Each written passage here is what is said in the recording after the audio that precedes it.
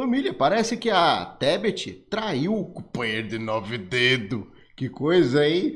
Vamos ver essa peripécia aí. BBT, Rudo Penha. Bora lá pra mais uma que eu tô a fim de rir. Pessoal, essa semana mais uma pesquisa foi liberada e a situação está preocupante para o governo Lula. Pois é, olha só, matéria da Gazeta do Povo: desaprovação ao governo Lula cresce e supera a aprovação, aponta Paraná Pesquisas. A avaliação negativa do governo do presidente Luiz Inácio Lula da Silva ultrapassou a positiva e alcançou 48% no mês de março, de acordo com o levantamento do Paraná Pesquisas divulgado nesta quinta-feira. O índice de desaprovação é maior que o de aprovação, que chega a 46%. Ou seja, pela primeira vez, né, desde que assumiu o mandato, uma pesquisa mostra que o povo está com mais birra do Lula do que satisfação. E aqui, provavelmente, essa pesquisa é feita até entre os próprios petistas, tá? E se você perguntar aí a ala bolsonarista, você pode ter certeza que daria quase 100%. Só que a gente precisa analisar alguns pontos, tá? Ainda, dentro dessa pesquisa, ela fez por setores. Ou seja, vamos perguntar aqui o setor da indústria, vamos perguntar o setor dos cristãos, evangélicos e católicos.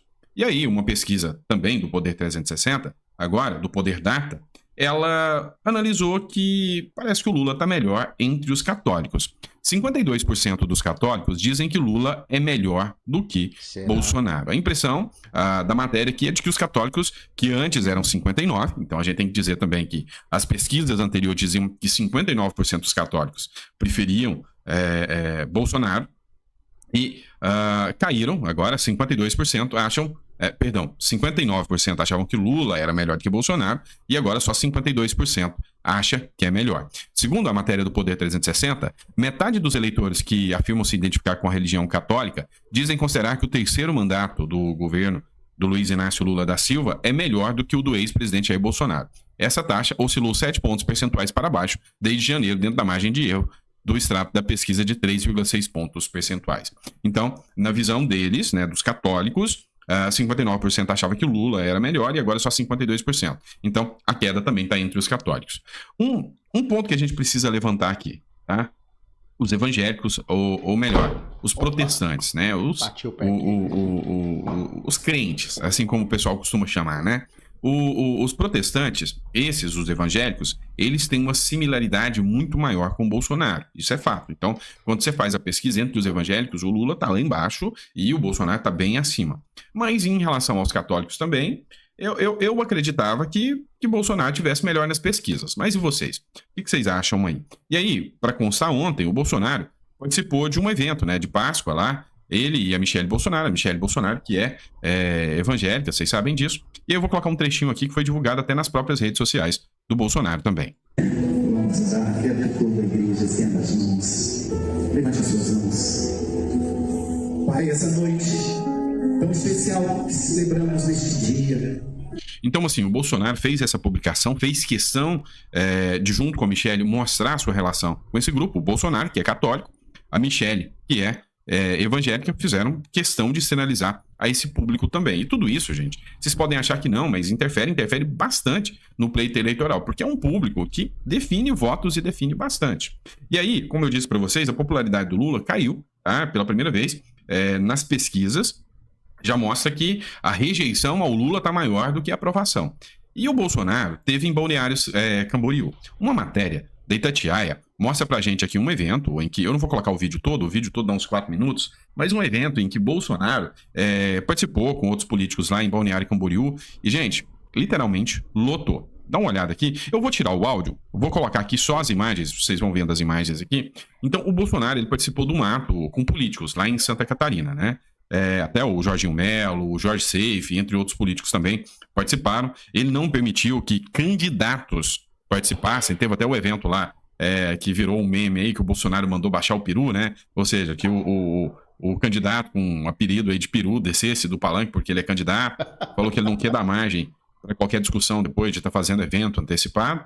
Então, ele fez um discurso, vocês estão vendo aí a multidão que compareceu para ver o Bolsonaro, e ele fez um discurso, afirmou que não vai desistir do Brasil durante o discurso ao lado dos políticos catarinenses na orla de Balneário Camboriú. E aí vocês veem que o evento, literalmente, lotado de pessoas, né, cheio de manifestantes ali, manifestando apoio ao Bolsonaro ali na na orla de Balneário Camboriú. E essa matéria aqui foi publicada, crédito aqui da Rádio Itatiaia, que foi publicado. Então, o evento lotou. Um ponto aqui que a gente precisa chamar a atenção também foi um momento bonito que aconteceu antes desse evento. Enquanto o pessoal esperava o Bolsonaro chegar, o pessoal parou para cantar o hino nacional.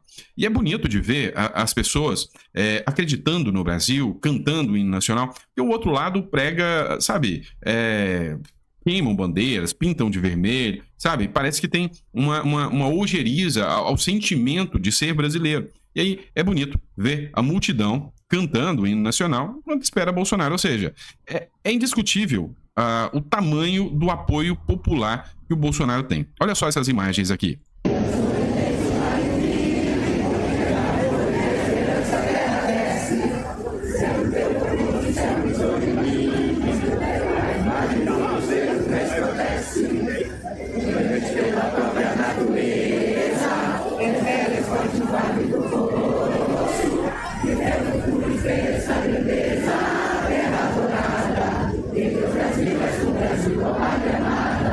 Se tornou impossível você ouvir o hino nacional e não se emocionar.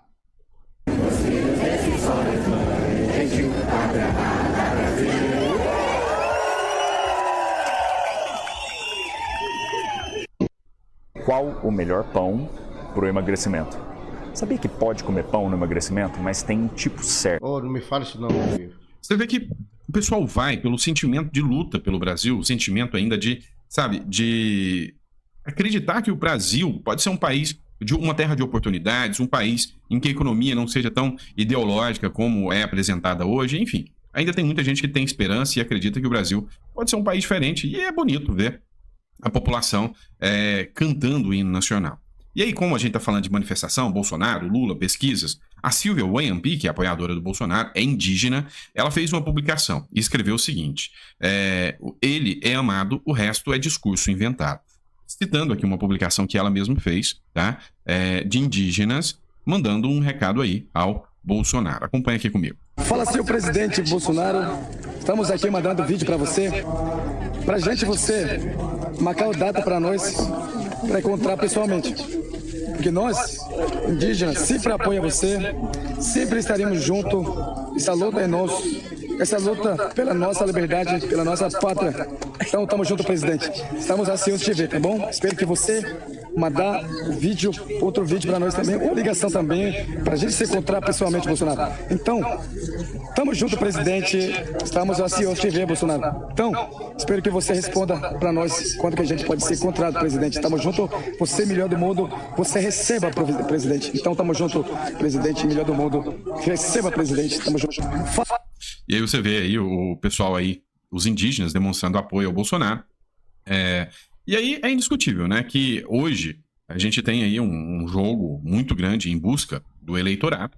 De um lado, o Bolsonaro conseguindo alcançar um eleitorado que majoritariamente dizem ser do Lula, né, como por exemplo os indígenas. O Lula brigando pela conquista de eleitorado e majoritariamente também a gente sabe que é do Bolsonaro. O Lula tentando sinalizar os evangélicos, tentando trazer pastores, principalmente o Congresso, para o lado dele, mas não está conseguindo, tá? Enfim, tudo isso aí é um preparativo para 2026 que vai ser pancada, viu? Vamos ver o que vai dar tudo isso em 2026 e se Bolsonaro ainda vai estar inelegível até lá ou se um nome vai estar ali para substituí-lo. Mas enquanto isso, vamos falar de problemas sérios do Brasil, né? Vamos falar como, por exemplo, do caso da dengue, né? Luiz Bassi fez mais uma publicação. Me incomoda muito o fato de que a grande imprensa não está falando disso. Me incomoda muito o fato de que a imprensa está pouco se lixando para isso. Na época da Covid, né, do Bolsonaro, estava em todos os noticiários 24 horas por dia. E no caso da dengue aqui, parece que esqueceram de falar do assunto. Grave, em 2024, a dengue já matou mais que o dobro de pessoas em relação ao mesmo período do ano passado. Esse pode ser o maior surto da história, segundo as autoridades. Assunto já foi motivo de discussão entre o presidente e ministra da Saúde. Para Lula, Nízia Trindade vem deixando a desejar e a situação da dengue impacta negativamente a imagem do governo. Pessoal, cá entre nós, o que mudou? Tá? Porque assim, a Covid foi uma coisa que pegou o mundo inteiro. Vamos fazer um comparativo aqui.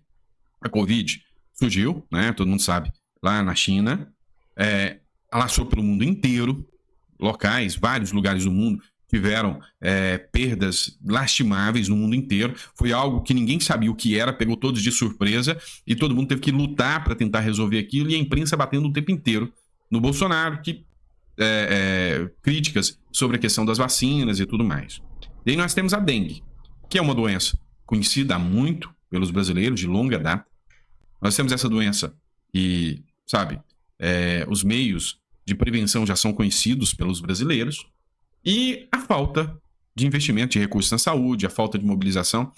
Eu como brasileiro, eu posso dizer para vocês, hoje eu não vejo nada, mas absolutamente nada por parte do governo federal pegando na população. Não vejo mais aqueles caminhões de fumaça, jogando fumaça para combater a dengue. Não vejo o pessoal passando nas ruas com mobilização. E os prefeitos falando, cadê o dinheiro? Não tem recurso para bancar isso.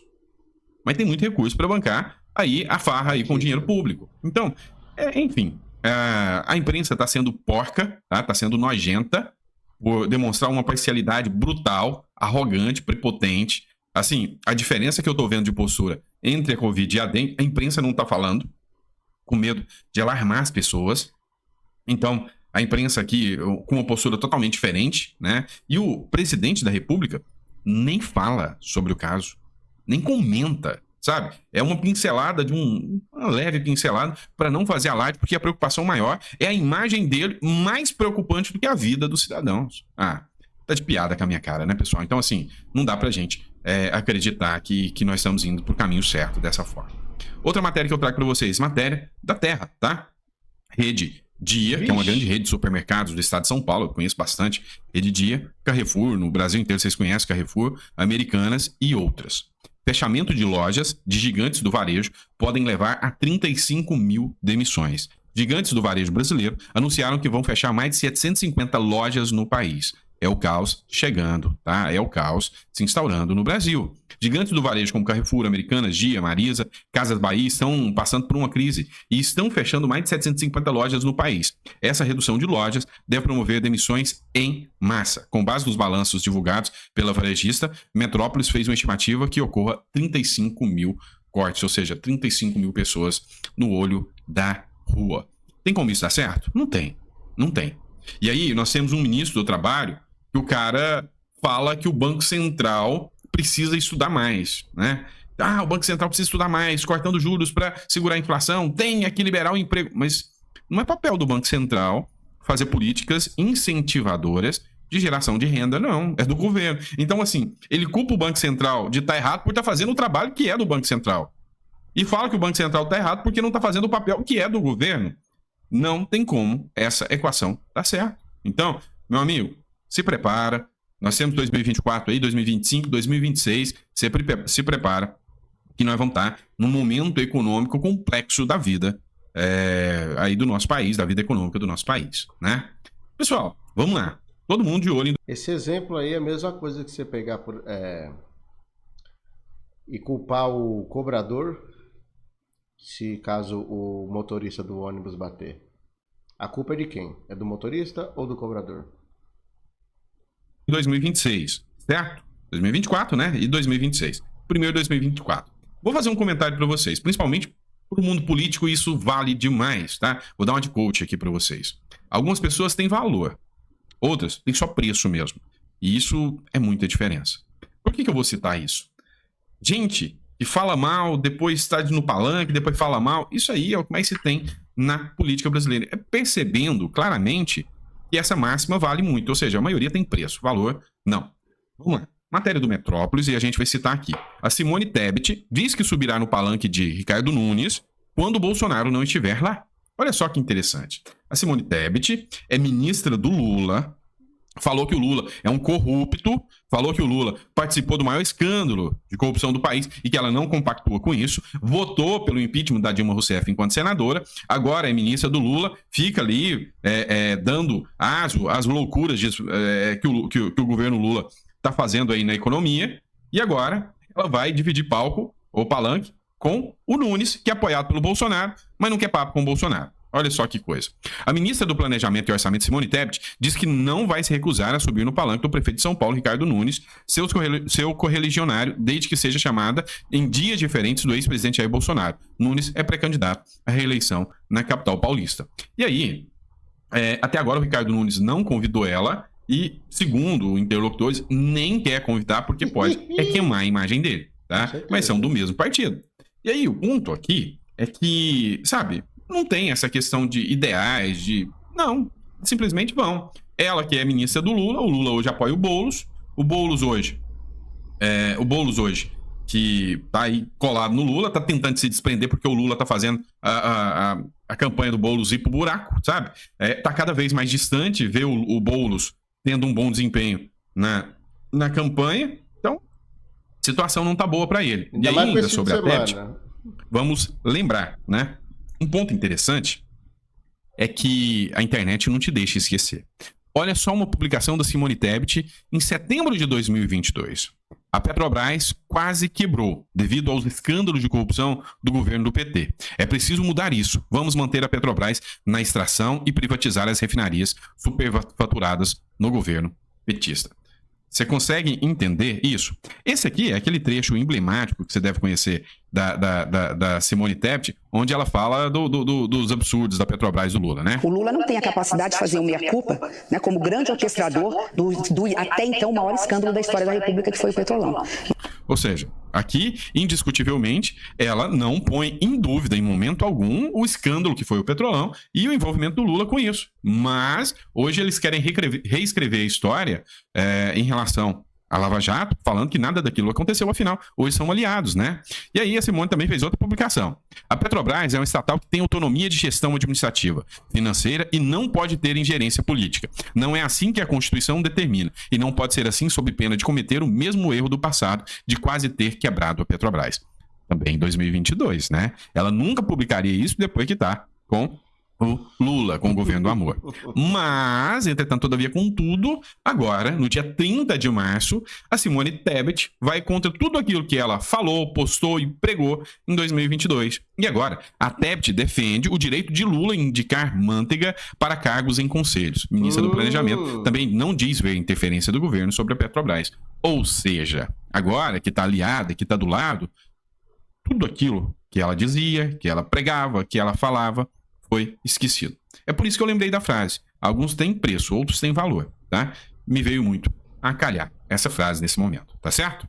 Pessoal, gostou? Olha, essa foi de lascar, hein? Bom, mas enfim, né? Faz parte, né? São ossos do ofício. Não se esqueçam que eu vou deixar no comentário fixado os links dos grupos do WhatsApp e Telegram para que você não perca nenhuma notificação do que eu postar aqui e nos meus demais canais. Um forte abraço do Baixinho, até o próximo vídeo. Fui.